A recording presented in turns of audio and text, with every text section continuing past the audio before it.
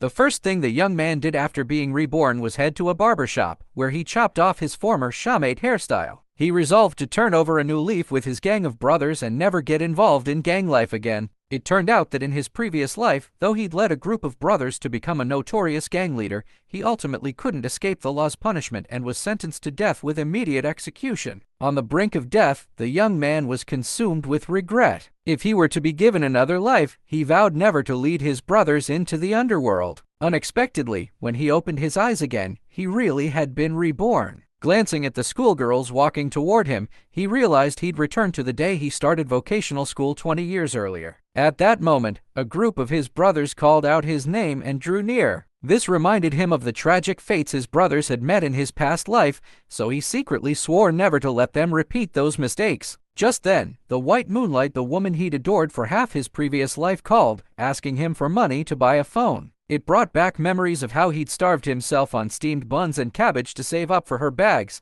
even selling blood to buy her birthday gifts, only to find out he'd always just been a backup option. Enraged, the young man lashed out at her over the phone, demanding she pay him back. After returning to his dormitory, he began planning ways to make money. As he thought, he overheard his brothers talking about a fight between the engineering college and materials college. This reminded him that in his past life, a girl who died accidentally in a gang brawl had an older brother who was the head of the investigation department. If he could gain that brother's help, the abandoned factory behind the materials college would be easily within his reach. Hurrying to save the girl, he took his brothers to the scene. The girl was cornered by a group of people who were about to attack her when the young man arrived just in time to stop them. His heroic rescue left her starstruck, and she chased after him, begging to join his group. He refused. At that moment, the white moonlight showed up, pretending to be angry to make him coddle her and spend more money on her. The young man ordered his brothers to drive her away, and the girl even slapped the white moonlight. That night, the white moonlight brought her backup suitor to pick a fight with the girl, but they were stopped by a passing teacher. Staring at her wounds, the girl decided to ask the young man again to let her join his group.